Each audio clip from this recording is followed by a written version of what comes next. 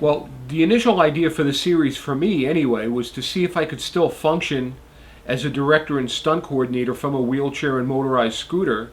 And since we had no money and no budget, we wanted to see if we can do a complete episode of Superseven, the pilot episode, Operation Triple Cross, with a cast and crew of 4, one movie light, and a point and shoot camera. And we did it, and it turned out to be 8 minutes. We put it on the internet. It went very well. We had a lot of views and a lot of comments. And so far we've done a complete season of 16 episodes, which would be season 1 of The Adventures of Superseven. When somebody asks me what it means to produce, I think it's a really funny question, because you can answer it in a very short, pithy way and say, you just gotta make it happen. You can also expound for a long time talking about all the minutia that might go into a production. This has been a really fun thing to get involved with, this project of Superseven, because when you're not constrained by a budget and listening to a lot of other people, when you can exercise a lot of control yourself, you can gauge what is needed for each shoot to make it happen. We employ a lot of young, energetic, hungry actors who aren't motivated yet by money, but by wanting to get something of themselves on tape, whether it's a certain look or a certain physical activity, be it a stunt or something they're really good at, and we try to channel those skills into a script. So what I feel I need to do on this shoot to make it work is provide necessary people as a casting director, provide props. I like looking over scripts and giving suggestions to Scott, and he's been kind enough to take some of them. It's supposed to be funny. We're having fun, and it's a lot easier sometimes to work on a comedy than it is anything else. We all grew up fans of the old Get Smart series, and we've employed a lot of our sense of humor into this shoot. It was a beautiful sunny day, and I rolled up to Starbucks, and this very interesting gentleman came over and asked me if I was an actress. In Starbucks on a Sunday afternoon. Unusual, isn't it? Anyway, yes, that's actually how it happened. Jerry came and approached me and asked me if I'd like to work on this webisode. Redhead. Needed a redhead. Don't you always need a redhead? Right? Comedy. That's how it happened. I'm just saying. Our season finale was originally going to be a two-parter. Scott kept writing some great things that just kept expanding it, and the two-part season finale became a 6-part season finale, which really could be a 7-part season finale with just a few slow-motion sequences and some stock footage. Our first episode we shot in the parking garage, and it was a grand total of 4 people, 5. And the season finale took place at Bronson Cave, which, for those of you who know classic TV, it's the Batman cave from the original Batman TV series. We went from, a very, very small, contained unit to 2 PAs, views of 3 caves, a villain, her henchwomen, Olivia tied to a chair, Terry Shane getting shot, kicked, knocked unconscious. It became quite elaborate, and it's very exciting. We have some wonderful shots, and we were blessed with the weather gods. It's one of the things that I probably shouldn't say because it's going to curse us, but we have never had bad weather when we've scheduled a shoot. Hi, I'm Rochelle Gonzalez, and I've had the most awesome pleasure of working on The Adventures of Superseven with the fantastic director, Scott Scott Rhodes, and a really talented cast and really helpful crew. It's just been so easy to work with everybody. And Superseven, this character, my gosh, he's got like this collection of this high body count of spies that are always in his way. And I had the honor of being one of the first spies he killed off in the role of Erica. So that was a lot of fun. Nice and simple just to get acclimated with all the characters and stuff. And then, so they killed me once, and then they brought me again to kill me again because I die so well. And I died as Francine Grubber. And in that episode, I had this really lovely fight scene with Miss Olivia Dunkley, who is a super, super talent, alongside with Superseven. So those two are like totally dynamic duo. So I think that was like one of the funner things for me to do. Like when it starts getting action, movement based, it gets really exciting for me to work and just do what I do, which is move and fight and fall and take a bunch of hits. So yeah, that was a really fun episode. And my most recent appearance has been as Thunder Pussy. And she's just this fiery, sassy, fiercely awesome little powerhouse of a woman. So she will be back, and she's a lot of fun to play, and she's also very active. Lots of flipping, lots of kicking, lots of flying, lots of tricks up her sleeves. She can even disappear, so that's really cool. And multilingual.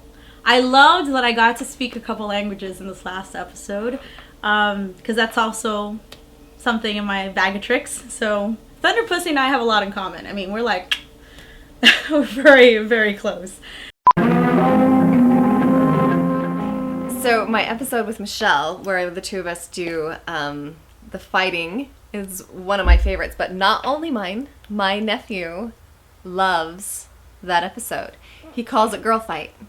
So I went home, and my sister-in-law, she wanted to see the new episode, and that happened to be the episode that was coming up. So she shows it to her son, Lincoln, and he loved it. And he kept pointing to Michelle, and he's like, "That's the bad guy?"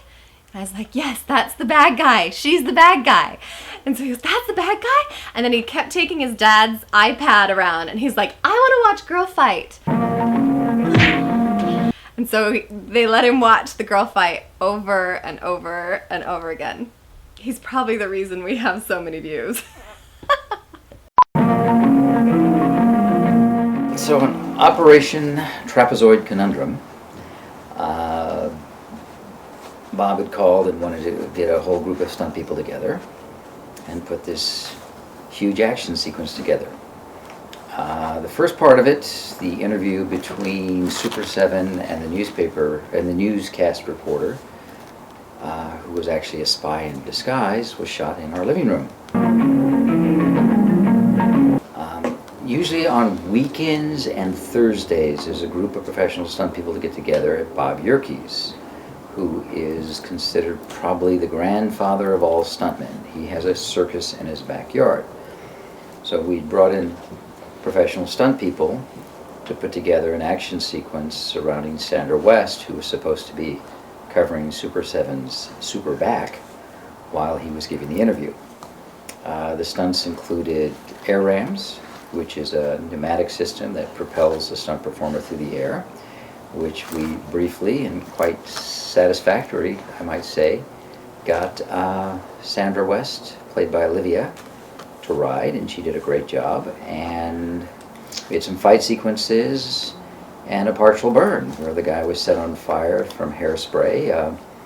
Actually, hairspray Olivia had, not the player of the movie.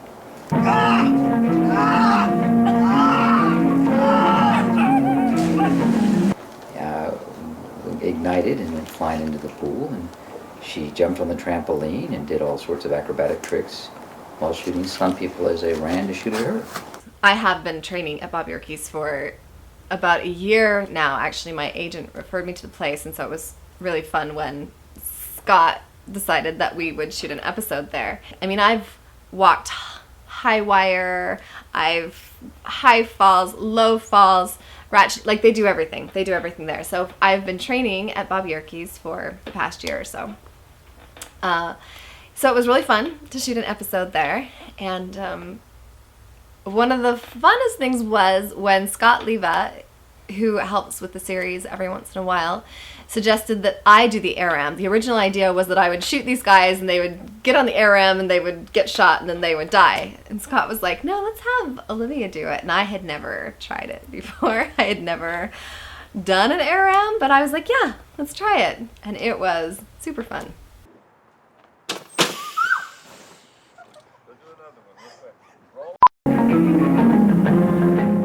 We never had a traditional casting process on the series where you would get headshots, go through them, have auditions, have people read, etc.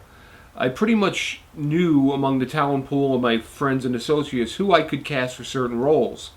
The additional roles were recommendation friends of friends who I would look at their picture online, look at their acting reel, meet them for lunch or dinner, talk to them for a bit, and then make a decision on whether to cast them. This process went on for the whole series and so far has been pretty successful. I've been lucky enough to portray 2 characters so far in this web series. The first was an evil agent named Cross, and I got to dress up in a cheesy 70s turtleneck with a suit jacket and use firearms and get into a very silly hand-to-hand fight with Jerry, which was a lot of fun to do. And I was able to walk away from the fight afterwards, which is always very important. And I'm also playing another character called the Whip, who surprisingly, his weapon of choice is a bullwhip. We meet again.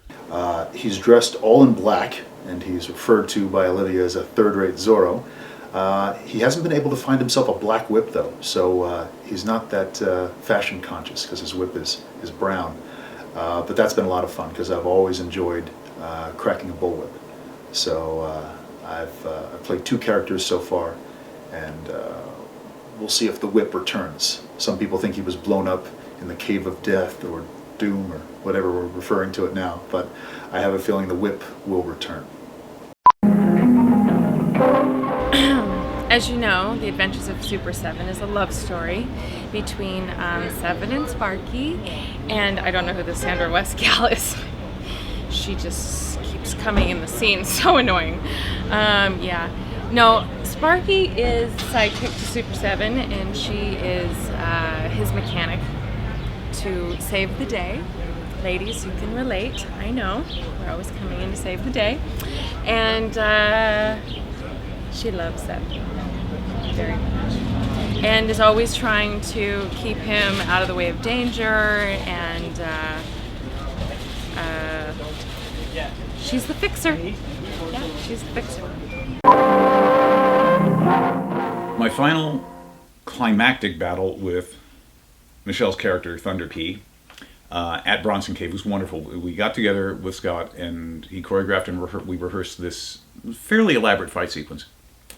Because Michelle is just, she's amazing. I mean, sometimes I feel like she's Fred Astaire and I'm Ginger Rogers, because Fred Astaire used to dance around Ginger Rogers and make her look really good. She was a great dancer, but Fred made her look really good. And Michelle is kind of Fred and I'm kind of Ginger Rogers, because she fights so amazingly and does these incredible things. It looks like I'm a good fighter. She busted out her capoeira and her acrobatic technique and her gymnastics flips, and they're fantastic. And she's doing all this stuff on very dicey terrain.